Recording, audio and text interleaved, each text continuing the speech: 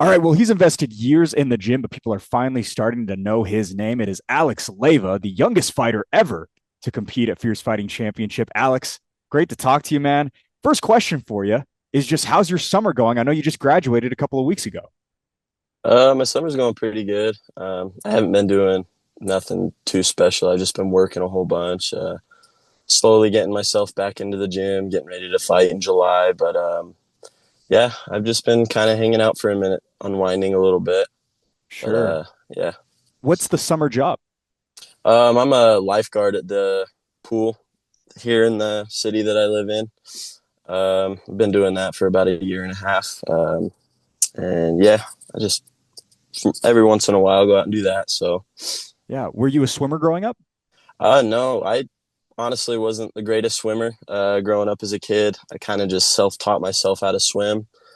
And I randomly one day decided that I needed like a little summer job to get some money going. So I decided to become a lifeguard at the local pool that I was living next to. And then I decided to keep it going with the wave pool. And then I recently got promoted to a shift manager at the pool. So I'm taking things a little bit more over there, but that's just something that I can hopefully do for a little bit until I can take my career further with the Navy and everything like that. So yeah, Very cool. So you're planning to enlist in the Navy in the near yeah, future. yeah. That's a hope. That's something that I've been thinking about since I was 14ish. Just the thought to go out and hopefully, see the world, get good at some different things and everything. So yeah. That is so cool. I love hearing all about this stuff and career aspirations and all those things. One of the big reasons that we wanted to have you on was one, you put on a great performance just a couple of weeks ago at the Masonic Temple, but you're going to be right back to it in Price in just a couple of weeks. What was the process like to take on this next Muay Thai fight?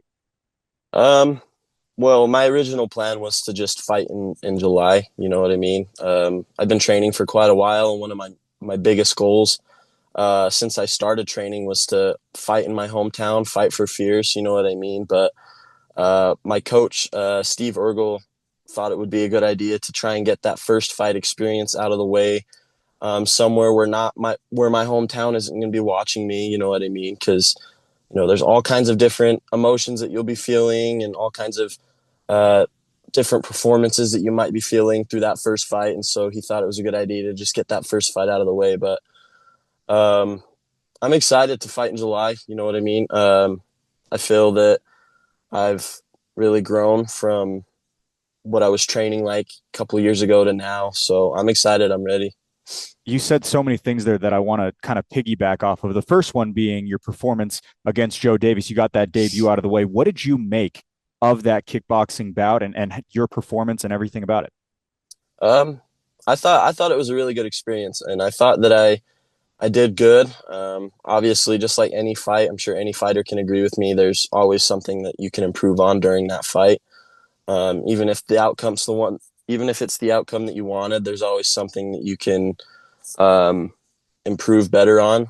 So I definitely feel during that fight with Joe Davis, I could have improved on a couple of more things. Obviously, you guys noticed that I was really gassed towards the end of it, but that was just, you know what I mean, the nervousness I feel. But yeah, And not only that, but also when you're heaving 10-ounce gloves versus 4 ounces, it does, change up the cardio a little bit. What was it like graduating just a couple of days following? I mean, I'm assuming your friends, maybe teachers, people who knew about the fight, thought that it was nuts. yeah. Graduating was wild. I even up and before my fight, I was getting people that I have never talked to ever come up to me and congratulate me, wishing me luck on my fight. Afterwards, I had teachers come up to me and say, "Good job on your fight." So it was a really it was a really nice experience to have these teachers that um, I never really talked to. I never, you know what I mean, just come up to me and congratulate me on something that I never thought they'd really care to be a part of. You know what I mean? You being in that area, going to Carbon High School, I'm assuming, is that Yes, sir. correct? Yep. That is obviously the birthplace of Fierce. Does everybody in the town kind of know about Fierce? I just don't have my finger on the pulse because I wasn't around back then. Yeah. I would say in terms of the gym and in terms of Fierce Fighting Championship, I'd say everyone in the town is pretty familiar with it. We had the Sorensen twins. They were a big influence on the fight game back in Price. Mark Chavez, Blanca Chavez, Cy Nelson, Mike Jones is a big influencer for the fight game in Price. So everyone's pretty familiar with the MMA scene in Price, but it's kind of faded a little bit since then. We recently had Jason Ergel and Callan Curtis fight out of Price for us. And so it's starting to slowly make its way back up. So yeah, I think Fierce is pretty well known throughout the town and everything like that. When did you get to Fierce? Because obviously you're a young kid, but I know you've been training for years.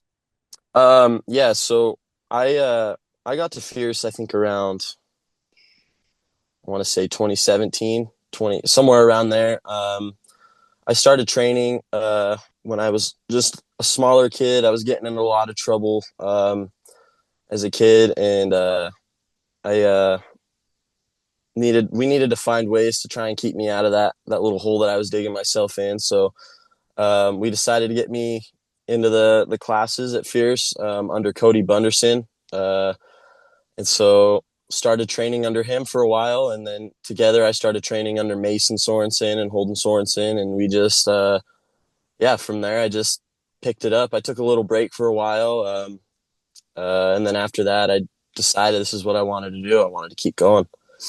When did you realize that you wanted to fight for Fierce? At like what age? I think around the same age that I started, Yeah. around there. I saw, I saw Cody and I saw Mason and I saw Holden and all these guys, Cy and Blanca.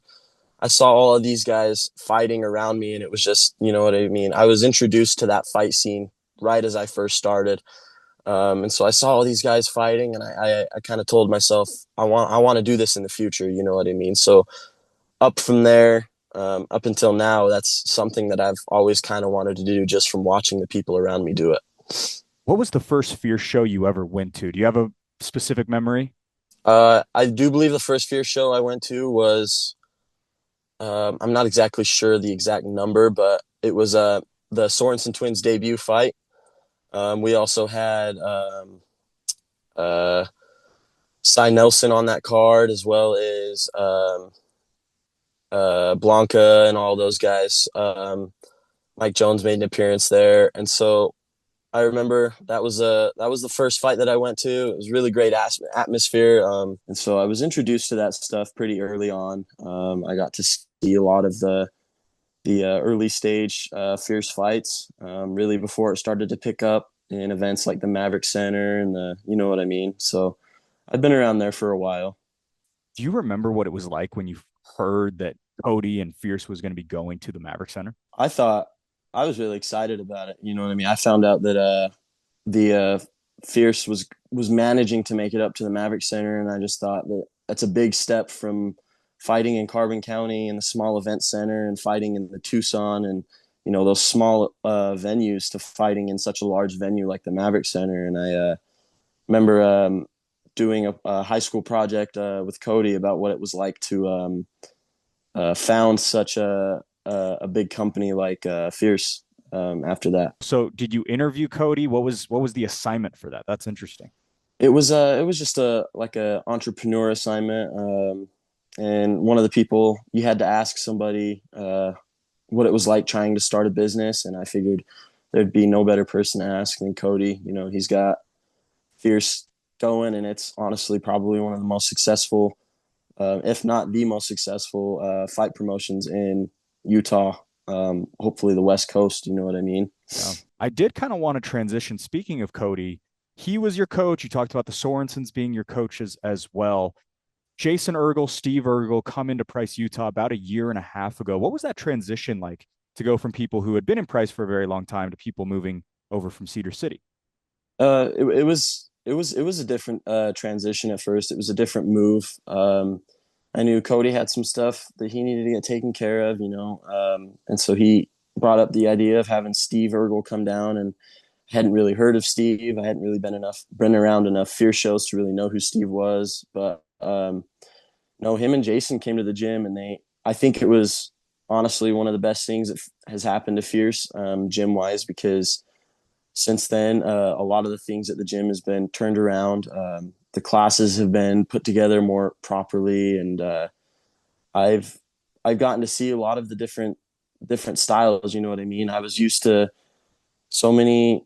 I was used to being taught so many different things, and then Steve and Jason came along, and they were sharing these different fighting styles, and I thought it was awesome. You know what I mean? What's it been like being able to see, Jason move up the ranks in terms of his abilities? And I feel like he's leveled up so much since the time that he got to Price. Is there anything behind the scenes maybe that has caused that? I think it's awesome seeing Jason move up, defend his belt, earn the belt. I definitely think he deserves it.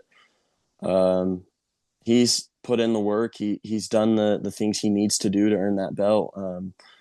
He is a really big teacher as well as a competitor. Even during those fight camps he'd have for those title defenses and everything, he's always managed to help me out even when I wasn't fighting and help everyone else out. And I definitely think that Jason has put in a lot of work inside of Fierce, outside. I know he does a lot of cross training to help that improve that skill. You know what I mean? But yeah. I want to go back to the kickboxing debut. We talked about it at nauseum on the broadcast, but largest age discrepancy in Fierce Fighting Championship history between you and Joe Davis. Was it strange having that 28-year age gap between you two? Was it weird going in there with someone like Joe? And I love Joe, and I don't mean to knock you or him in any Oh yeah, way. yeah. It's just it was, an unprecedented thing that we saw. Yeah, I was a little surprised. My coach Steve came to me with the contract, and he got me to sign it, everything, and I wasn't really fully aware of Joe's age until a little bit after. But I think I was a little surprised, but I also, like, I didn't want to judge a book by its cover. You know what I mean? I went into this fight expecting a full on war, and that's literally what Joe gave me. You know, despite his age, people thought that, you know, he wasn't going to fight the way he would. But I'll tell you what, Joe definitely fought completely different than I thought and most people thought. So I think the age gap didn't really mean nothing. His credentials as well. I mean, he's been a martial artist for years at this point. Did you feel that in there, his experience and some of the things that maybe it's like, oh, I didn't realize that he had this much of maybe a striking bag? Oh yeah, definitely. Towards the beginning of the fight, he was doing all the like that spinning back kick and everything, and I was just like, whoa, you know what I mean? I'm not used to that kind of stuff in the gym when I train. You know what I mean? So he was throwing those, and he managed to get me with a good couple of them. So I was definitely taken back to it, and I wasn't aware of the martial arts experience he had until after the fight. I was talking with him, and I asked him if he had any prior experience and everything, and he said he was a 20-year karate black belt, and I just thought that was awesome. You know what I mean? I love hearing and seeing about all these different martial arts and the commitment people put into them. No, it's awesome. That was such a great fight, super memorable as well. Why the switch over to Muay Thai? What was the decision behind that? The original plan for May was to hopefully fight in a Muay Thai fight. You know, it was a kickboxing Muay Thai card, so I've always been fascinated with Muay Thai. When I started training, I thought it was a really good martial art. So I was hoping to get a Muay Thai fight in May, but we ended up agreeing on a kickboxing, which was no big deal. But I managed to convince my coach Steve as well as Zach to see if we could get me into a Muay Thai fight for July, just because it'll be in front of my home crowd. You know what I mean? I've always been, I feel like, good at Muay Thai. I've always felt more comfortable with it. So I just feel like it would have been something something that would have helped me out a lot more. Are you excited to throw those elbows? I feel like everybody who ever gets the chance to do Muay Thai is so excited for that part of it. Oh yeah, I even in that fight with Joe, we'd go in for that clinch, and I was just like, you know what I mean. If this was a Thai fight, I'd love to throw those elbows. That's one of the things I'm really excited for, is being able to throw those elbows and hit those sweeps and everything. So Do you have plans to compete in MMA at any point, or do you think you'll stick with Muay Thai and kickboxing? Yeah, I definitely want to get into the MMA game. I just wanted to make sure that my striking was sharpened a little bit. I do have some experience in grappling. I've been doing jujitsu for just as long as I've been doing um, uh, my Muay Thai and everything. And I've wrestled a couple of years in high school. I recently qualified for state in high school, so I definitely want to put those skills to use in an MMA fight. I just think before that, I want to get, like I said, those knives sharpened with the striking a little bit. I love it. Last question for me. What's your excitement level like to be able to perform in front of all your people in Price, Utah?